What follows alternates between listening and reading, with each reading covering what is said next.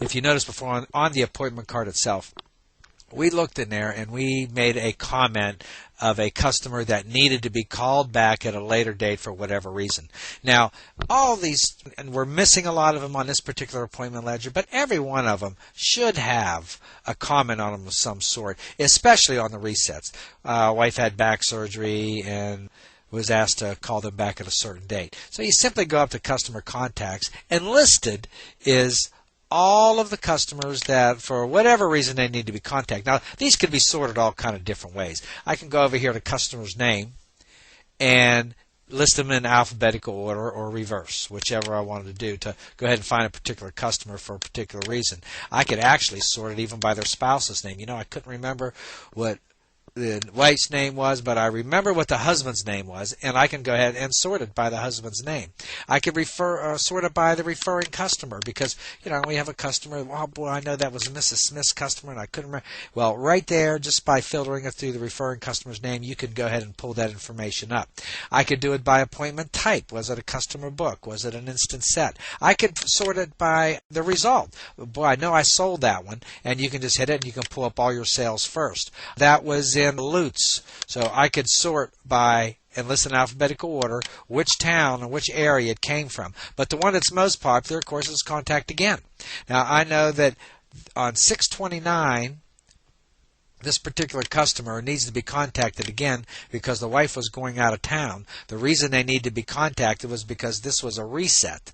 Now, I can go right over here to the name and, again, tap on that particular customer's name, and up will come that entire appointment card. You could do it by phone number if you could remember it, not the name, more power to you. Or you could do it by the comment type. And like we said, the comment type would be either appointment setting type, or it might even be, as I zipped on down through there, yeah, well, all these are appointment setting types, but you know, it could be a customer that needed to be contacted because they had a green light. Or on our gift incentive board, we talked to a customer on there, and she said, look, if you call me back tomorrow, I promise you I'll give you some more leads. And simply label that as a gift program type of appointment, and all those will come up first for you. Okay, this next section we're going to show you, you are really going to like. It is probably covers one of the most important parts of our appointment program, and that is tracking our customers through a gift incentive board. Simply going up and tapping on the gift incentive board, up will come your current gift incentive board. Now, it has everything that you need on there. It's got, of course, all the customers that are involved. It has green dots that represent referrals from owners, blue dots that represent referrals from people who didn't buy. I can roll my cursor right up on any of the dots that are there, and a tooltip comes up with the actual name of the customer that we have the appointment with. I can tap on any of these dots, and up will come their appointment card, or I can just go to the customer's name, tap on it, and up will come their appointment card. Now, on this appointment card, you'll see that we can go to their gift program, and on their gift program we can see that they were qualified appointments. We can check the results of the appointments that they gave us. We can put the gift in, when it was delivered, gift number 2, and when it was delivered. All that information automatically goes right to their appointment card. Now, if you notice, everything on here looks just like what our marketing director handbook wants our gift incentive boards to look like. It has everything's color coded. It has the slashes going across the dot. One slash, of course, means that appointment has been set. If you see 2 slashes on one, which makes an X across it, means that it not only has been set, but it's also been demoed. Now, everything's color-coded. Like you said, you got the green for the owners, you got the blue for the non-owners. It also, if it is an instant set appointment, then it automatically shows up. Now, you can rotate it. You can go forward a couple days if you want to. You can go backwards a couple days if you feel a need to, and check and see exactly, you know, what your customers have been doing, or making sure that there hasn't been anything that has been missed. I can go into and automatically see exactly what the office is doing. I can hit include sub-offices, and I could look and see exactly what the sub-offices have done with it.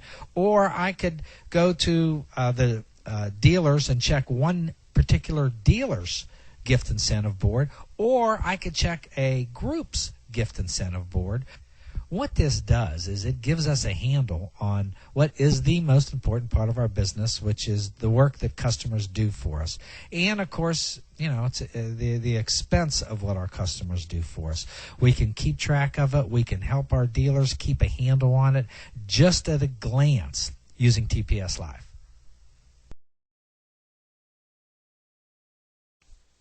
Now, one of my favorite parts of TPS Live is the report section. It is so simple, and keep in mind, once again, everything comes directly from that appointment card or just changing the results right here on your appointment ledger. But if you go to your report section, I can look and see, whatever date range I wanted and look and see exactly what happened with each and every part of our total program.